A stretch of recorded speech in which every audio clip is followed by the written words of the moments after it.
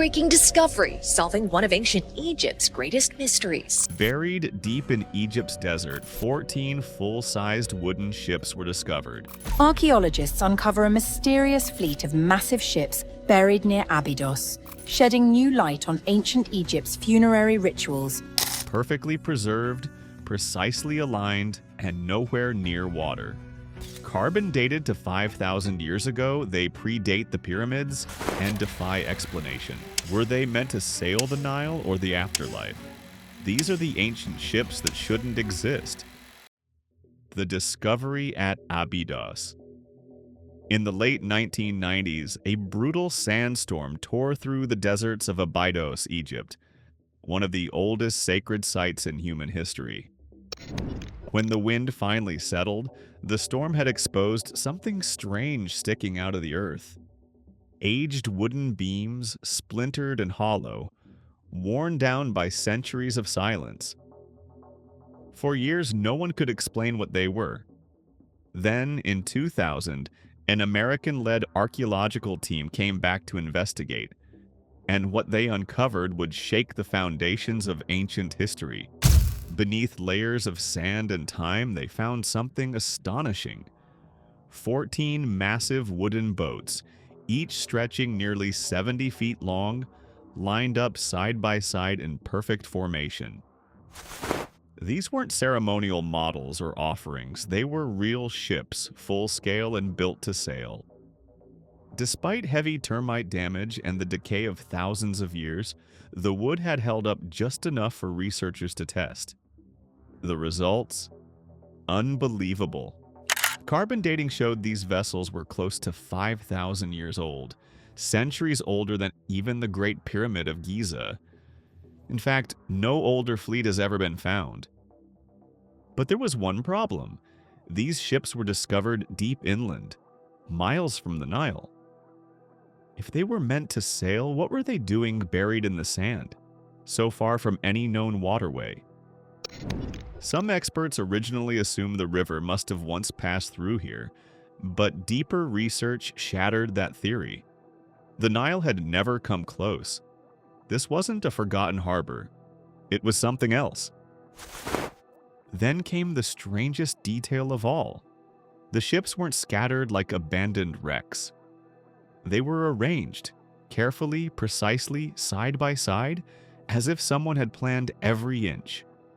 Each vessel rested inside its own rectangular vault, built from mud brick and sized to fit like a sarcophagus. And on the inside of these chambers, over 120 boat sketches, still etched on the white plastered walls, somehow preserved across 5 millennia. Locals had known about the site for generations, and early travelers had seen the outlines.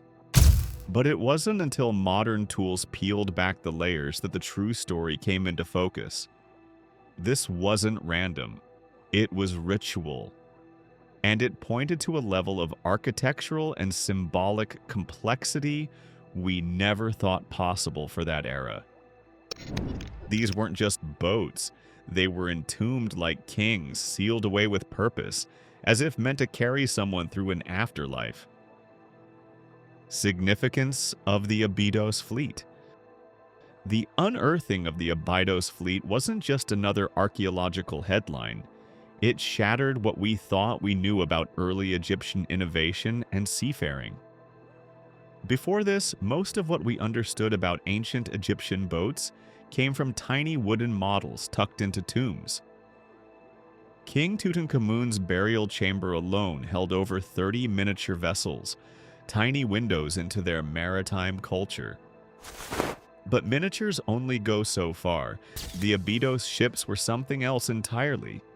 These were full-scale, functional vessels, large enough to carry multiple crews of rowers, not rafts, not canoes.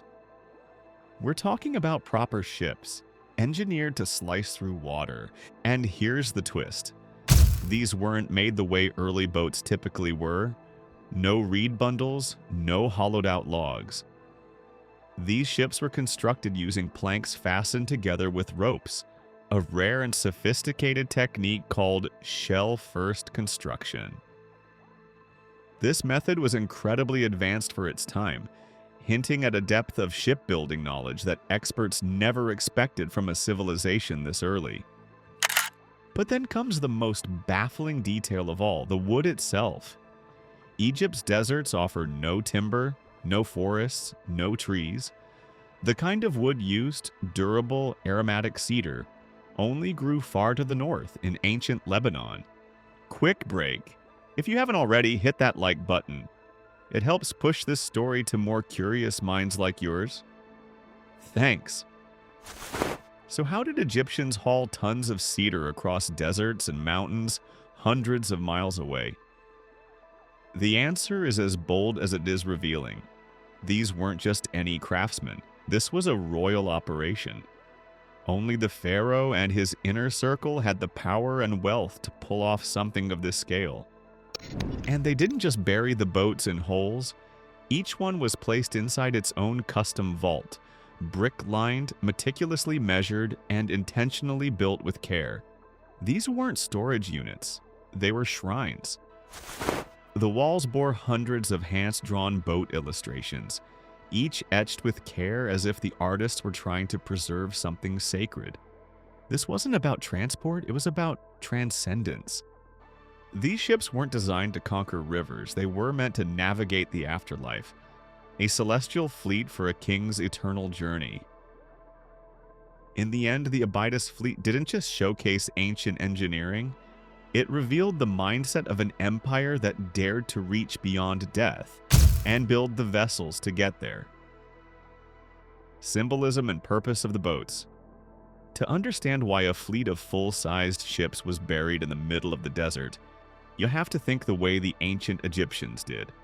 Not in terms of this world, but the next. In their view, death wasn't an end.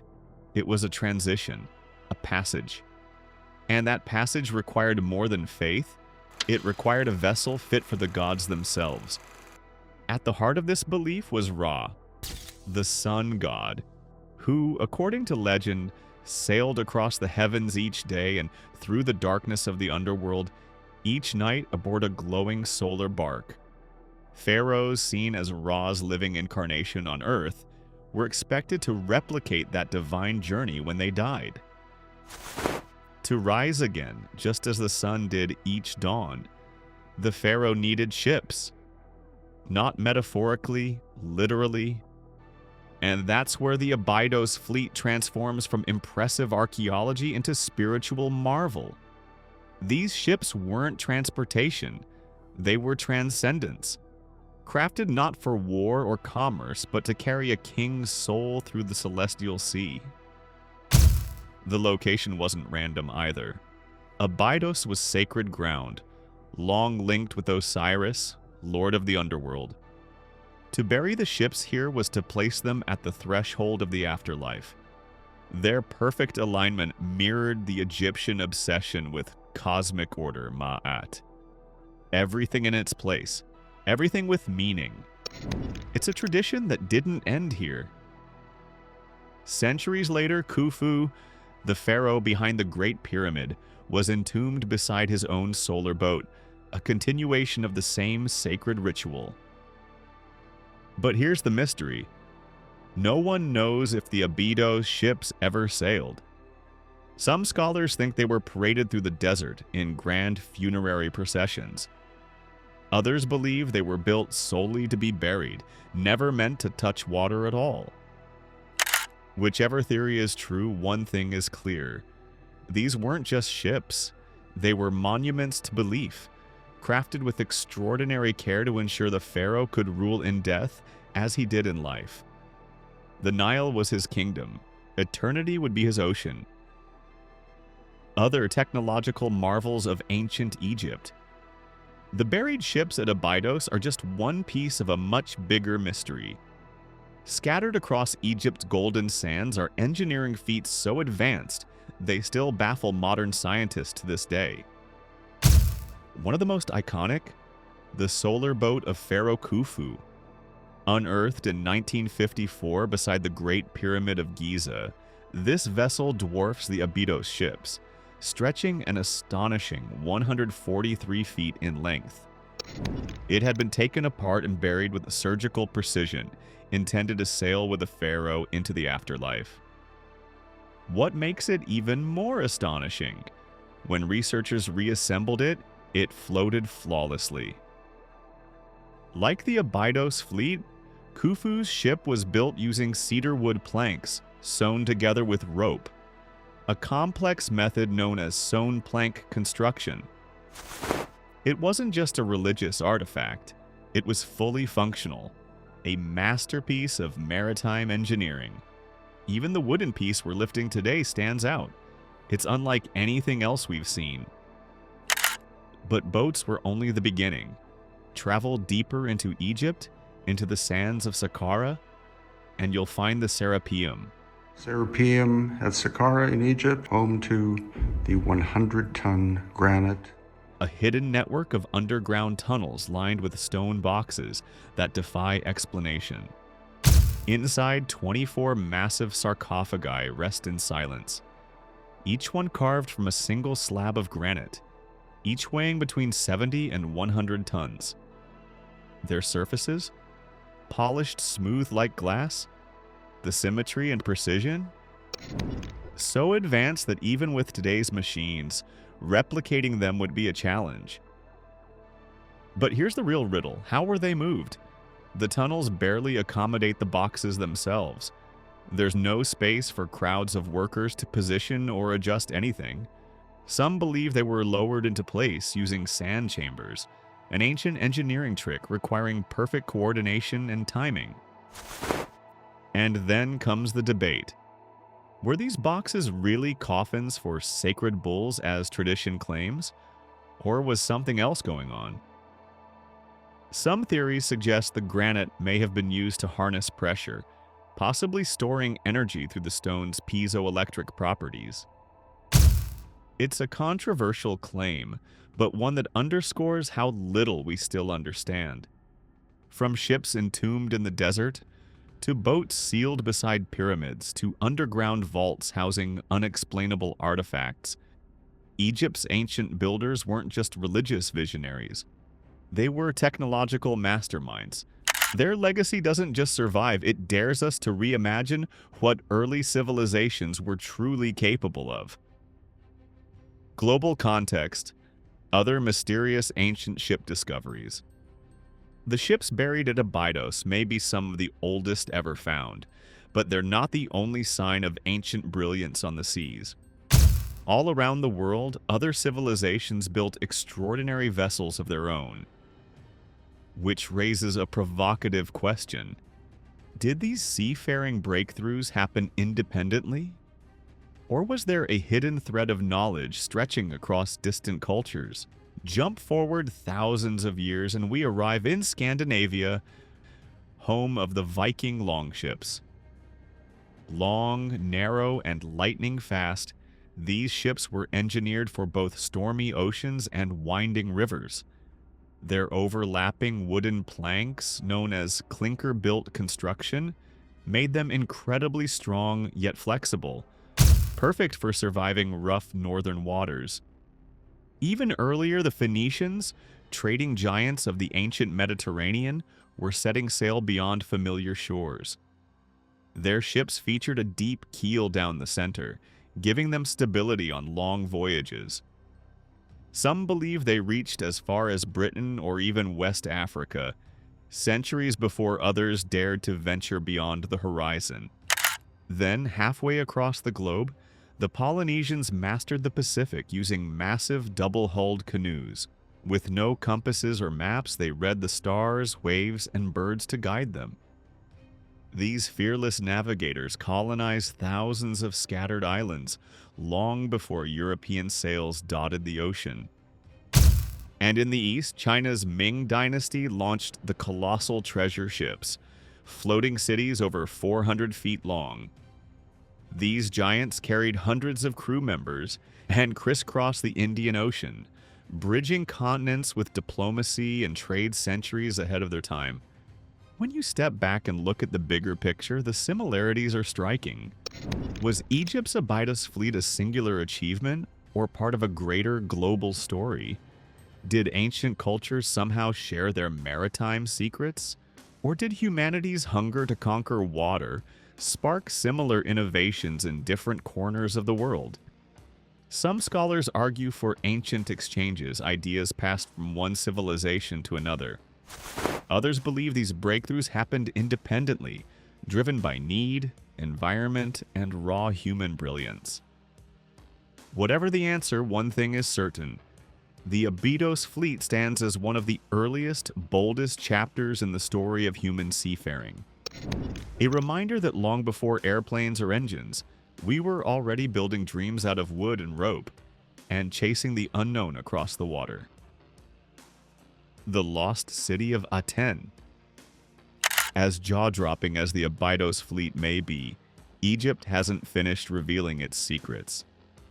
In 2020, archaeologists made a discovery so extraordinary, some called it the most important since King Tut's tomb: the unearthing of a long-lost city, Aten.